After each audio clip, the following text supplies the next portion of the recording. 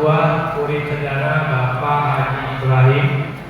Yang saya hormati guru saya juga, sudah seperti sahabat, Bapak Kiai Haji Yayat yang punya Puri katanya. Ibu ya. Yang saya hormati Ibu Ketua Majelis Taklim Masjid Al-Quran kedua, Ibu Hajah Ibu. Amin. Amin Bu, bukan belum. Amin. Amin. Yang saya hormati para tokoh, para alim ulama, para asatidz, para asatijah, para guru-guru majelis taklim di sekitaran Puri Cendana dan juga mungkin ada yang dari jauh. Semoga Allah senantiasa merahmati kita semua. Amin ya rabbal alamin. Bapak Ibu yang dirahmati Allah, izin memperkenalkan diri. Mungkin saya tidak asing lagi ya wajah saya, karena sering kalau di Tambun mungkin di mana-mana ya, di mana-mana juga sih ya. Kayaknya gimana gitu di mana-mana. Mungkin pernah terlihat gitu ya, sering lewat ke Puri juga. Saya Eko Nuryadi, saya bersama Umi Bibik sudah sekian lama ya, sekitar tahun 2010 sejak masih ada almarhum suaminya Uje ya, bergerak memperhatikan saudara-saudara kita yang ada di Palestina. Jadi beberapa tahun yang lalu pun almarhum Uje dan Umi Bibik sudah beberapa kali juga mendistribusikan bantuan langsung ke Gaza ya, dan sampai saat ini alhamdulillah masih tetap konsisten memperhatikan permasalahan saudara kita yang ada di Palestina. Jadi ini sudah bukan yang sekali atau dua kali ya, sudah yang keberapa ya. Kita selalu mengadakan safari dakwah, kemudian nanti juga akan ada ajakan dari Umi untuk kita tetap terus peduli dengan saudara kita di Palestina. Bapak Ibu yang dirahmati Allah, mungkin pernah ada rasa bosan nggak Bu kira-kira kalau kita berbicara tentang Palestina? Ada? Beneran Bu? Kalau saya nggak percaya, saya yakin pasti pernah ada rasa bosan. Ya. Kadang-kadang timbul pertanyaan, ngapain sih Pak kita repot-repot mikirin Palestina, sementara di sekitar kita masih banyak orang yang harus kita bantu, betul? Sementara di sekitar kita masih banyak orang, masih banyak kaum duafa, betul? Sementara di sekitar kita masih banyak anak yatim yang harus kita bantu, betul? Betul ya Bu ya? Betul. Saya percaya itu. Tapi Bapak Ibu, kondisi di Palestina berbeda dengan kondisi di kita. Kalau di kita nih, ya kalau di kita, mungkin kalau pas ada kabar bencana banjir lah, ya, yang sering kan Bekasi terkenal dengan banjirnya ya, Ibu ya.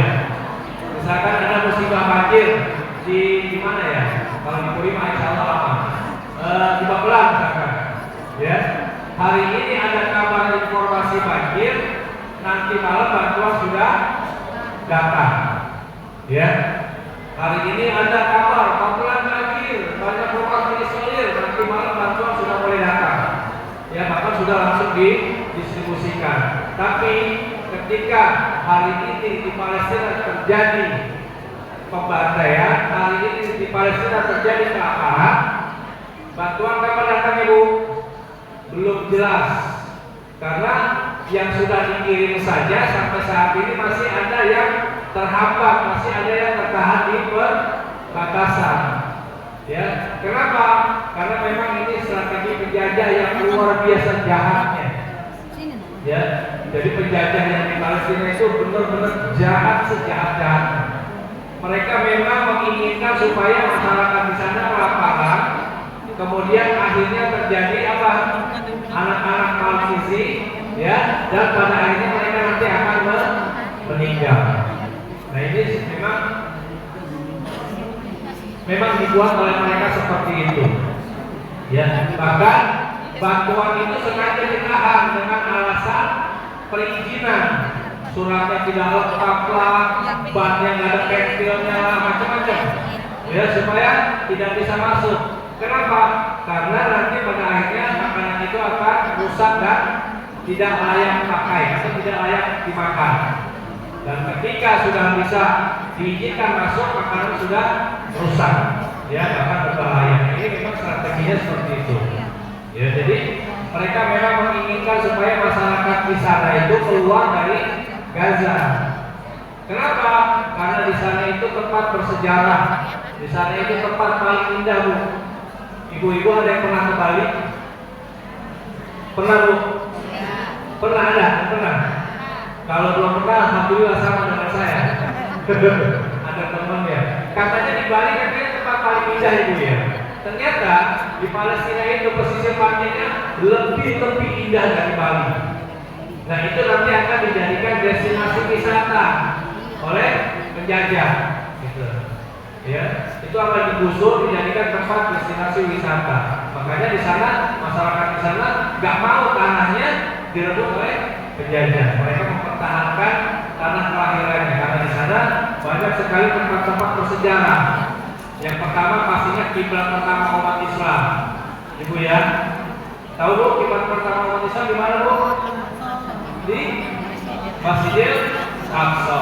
Kemudian beberapa bulan kemudian dipindah ke Mekah. Nah ini, ya ini merupakan tempat bersejarah. Jadi di sana juga banyak dilahirkan para nabi dan rasul. Nah itu, ya. Di sana juga banyak dilahirkan para nabi dan rasul. Bu, berbicara tentang nabi dan rasul, saya punya pertanyaan nih, Ibu ya. Saya punya pertanyaan. Ibu tahu peristiwa Isra dan Mi'raj? Perjalanan Nabi dari Masjidil Haram ke Masjidil Aqsa, ya kan? Nah, pertanyaan pertama, ngapain sih Allah repot-repot memperjalankan Rasulullah dari Masjidil Haram ke Masjidil Aqsa, kemudian langsung ke Sidratul Muntaha? Kira-kira ada yang tahu nggak, Bu? Kenapa, Bu? Kan bisa aja ya, Allah langsung memperjalankan Rasulullah dari Masjidil Haram ke langsung ke Sidratul Muntaha, tapi ini dari Masjidil Haram ke Masjidil Aqsa. Nah, kira-kira apa, Bu? Ada yang tahu nggak yang kenapa, Bu? Ada yang tahu? Apa, Bu? Perintah, ya perintah sholat pas di Sidratul Muntaha, Bu. Ya, ini perjalanannya dari Masjidil Haram ke Masjidil Aqsa. Kenapa nggak langsung saja dari Masjidil Haram langsung ke Sidratul Muntaha? Kenapa? Kayaknya wajah tidak meyakinkan. Baik, karena Allah ingin menunjukkan bahwa Masjidil Aqsa itu adalah poros bumi dan langit. Bu, kalau poros bumi ini kayak gini nih. Ini contoh tiang ya, Bu. Tiang atasnya itu Sidratul Muntaha, yang bawahnya itu Masjidil Aqsa. Jadi Allah ingin menunjukkan itu adalah poros bumi dan langit. Ya, itu yang pertama. Kemudian yang kedua, Rasulullah dari Masjidil Haram ke Masjidil Aqsa itu sebelum berangkat ke Sidratul Muntaha diperintahkan sama Allah untuk sholat 2 rakaat mengimami para nabi dan rasul. Nah ini yang tadi kita bahas nabi dan rasul. Nah, yang menjadi pertanyaannya, berapa jumlah nabi dan rasul yang menjadi makmumnya Rasulullah pada saat sholat 2 rakaat sebelum berangkat ke Sidratul Muntaha? Ada yang tahu? Hah? 25 nabi. Ya, salah. Kurang benar. Ada lagi, Bu? Saya mau izin kepada Ibu Ketua DKM, Ibu Ketua Majelis Taklim dan Bapak DKM, saya kasih hadiah, boleh ya Pak Ketua? Saya kasih hadiah nih, boleh ya? Boleh, Bu? Nah, Bu, saya kasih hadiah nih. Yang bisa jawab benar-benar. Ya, supaya bisa buat yang umum lah. Hah? 125 nabi. Semua totalnya. Kurang tepat ada lagi Bu. Boleh nyontek Google boleh lah. Ya. Buka Google boleh, mudah-mudahan semuanya nggak ada. Ya. Berapa Bu? Bu saja ada yang tahu berapa jumlah Nabi dan Rasul yang menjadi pengikutnya Rasulullah sebelum berangkat ke Sidratul Muntaha? Berapa Bu? 125 Nabi, 124 Nabi, 300, 313 Rasul. Oh, biar 315. maka itu silakan diterima hadiahnya. Masya Allah. Bu, Juga Ibu. banyak ya nabinya ya. Ada berapa Bu? 315.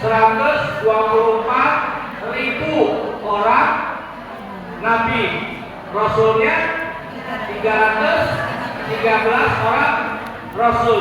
Yang tadi jawab 25 orang nabi siapa? Ya, pasti belajarnya dari komik. Kenapa? Karena saya sering lihat tuh di jalan komik cerita 25 nabi dan rasul. Padahal nabi itu ada 124.000 orang nabi dan rasulnya 313 orang rasul. Banyak Ibu ya. Nah, itu dengan PD-nya ketika anak kita nanya, Bunda berapa jumlah nabi dan rasul? Dengan PD-nya kita jawab 25 orang nabi lah. Ya. Nah, si anaknya remaja, dewasa, punya anak lagi, ditanya lagi, Bunda berapa jumlah nabi dan rasul? Dijawab lagi 25. Nah, kira-kira yang salah neneknya apa ibunya Bu? Ibunya yang salah. Ya. Nah, ya, ternyata yang salah kita. Kok kita? Karena kita nggak mau belajar. Ternyata jumlah nabi dan rasul itu banyak. Tapi kita selama ini tahunya ada 25 orang nabi dan rasul. Karena itu yang sering disebut ya, yang sering disebut. Nah ini, itu salah satu sejarah kenapa Allah ingin kita selalu mengingat tentang Palestina.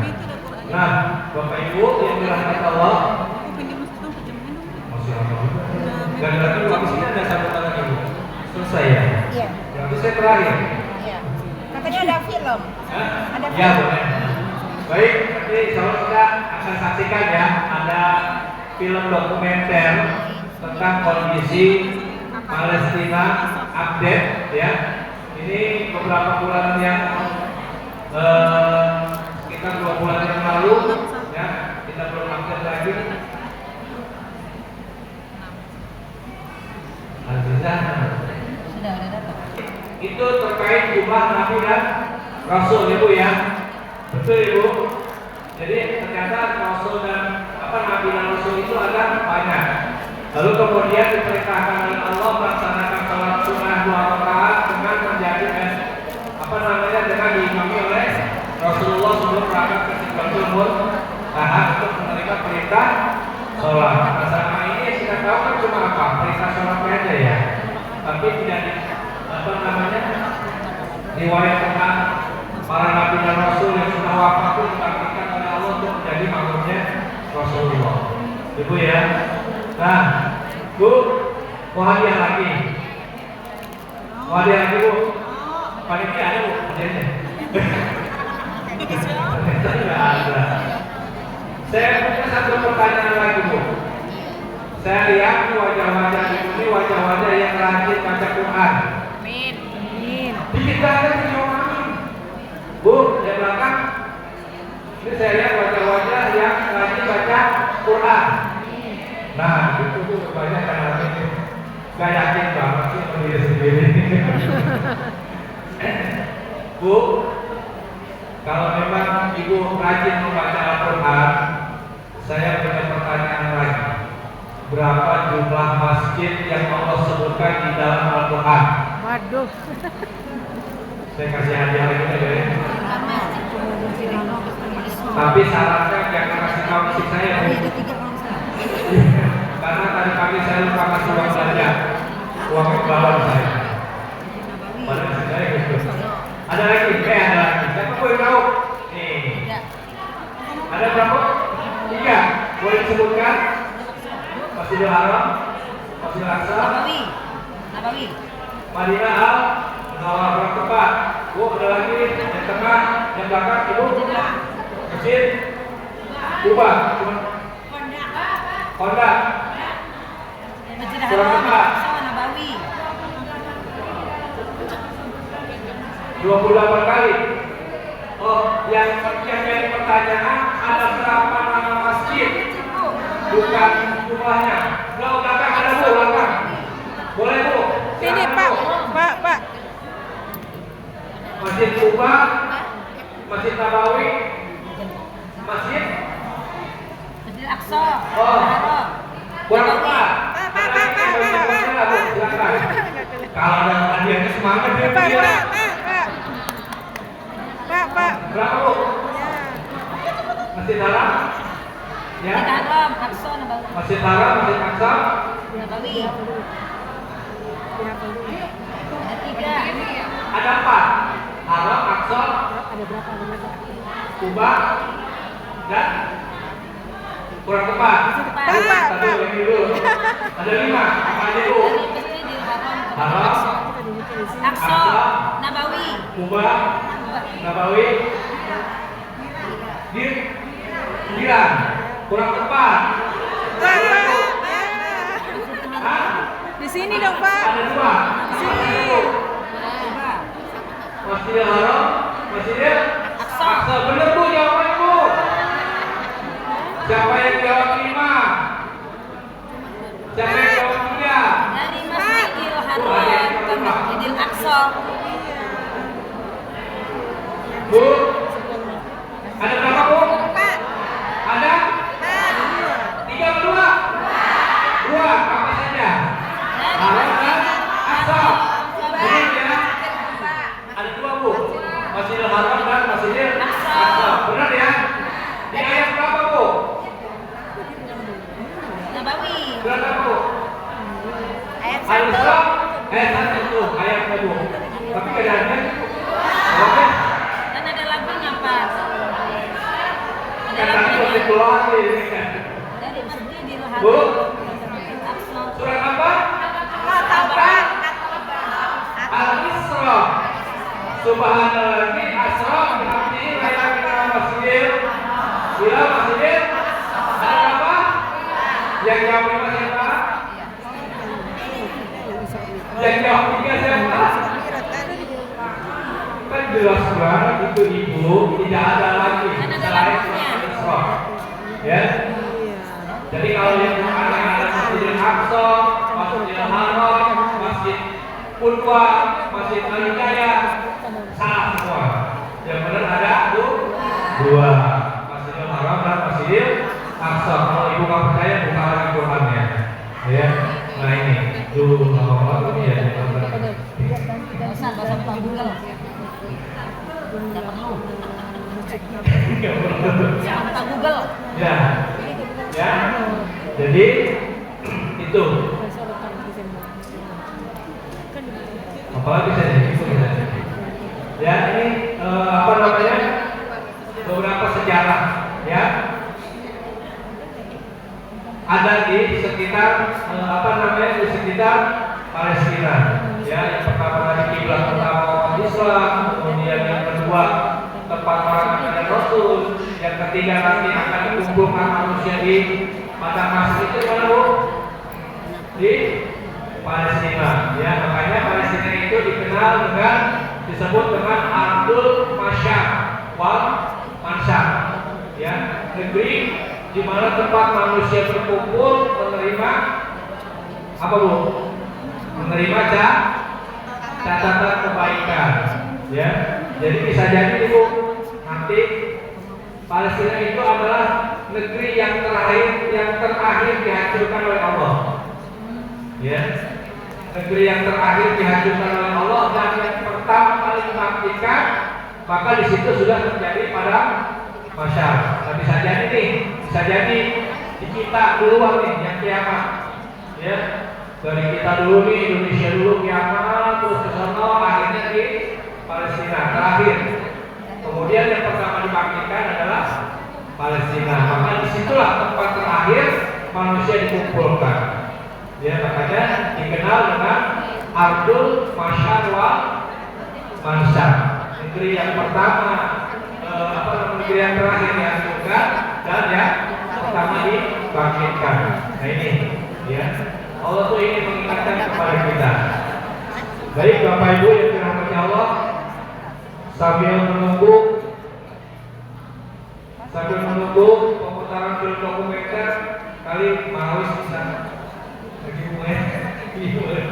Mawisnya mana? Udah nggak ada, udah Udah nggak ada. Udah bubar. Ya. Kalau saya kan banyak sekali sejarah yang belum kita ketahui tentang Palestina. Makanya Palestina itu sekarang menjadi rebutan. Palestina itu sekarang menjadi tempat yang diperebutkan. Kenapa?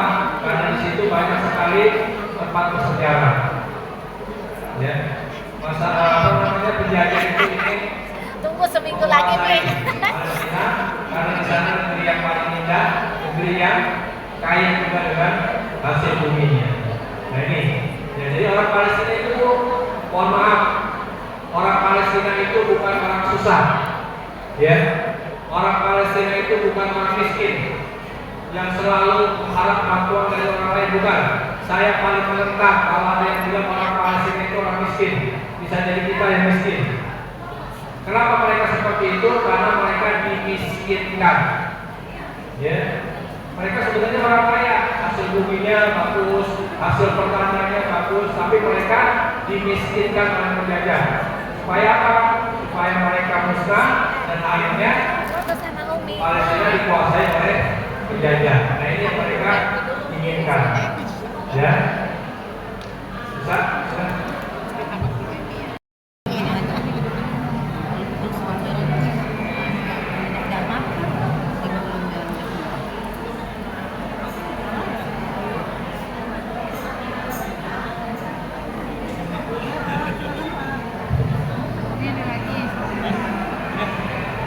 Sama aja. Ibu sekalian, alhamdulillah kita akhirnya bisa dokumenter jelasnya.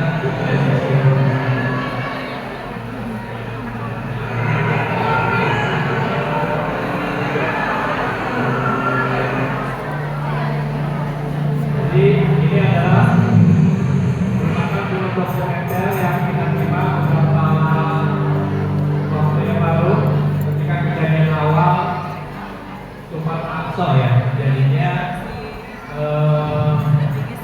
bukan penyerangan, terjadinya serangan balasan, ya, dari masyarakat Palestina ke penjajah, ya, karena sebelumnya sudah diserang duluan. Tapi ternyata serangan yang sederhana yang diberikan oleh Palestina dibalas dengan brutal, ya, brutal. Ini kota-kota yang dijatuhkan bom besar.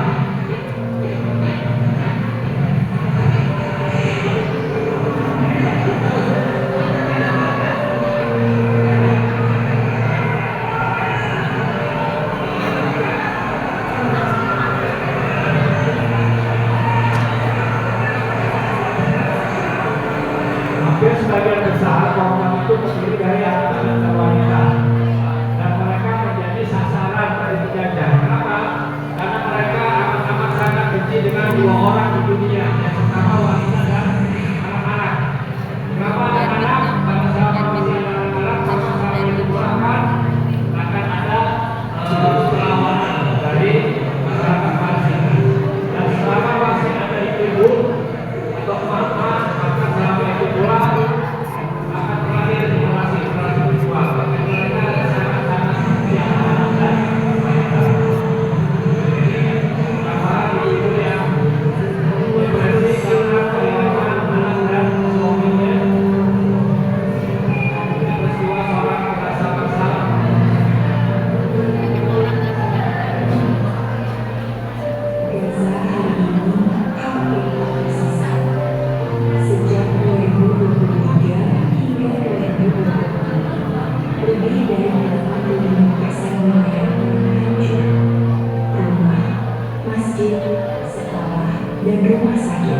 dirasakan oleh James Bond. Keluarga Elsa kehilangan rumah dan tempat tinggal. Mereka terpaksa mengungsi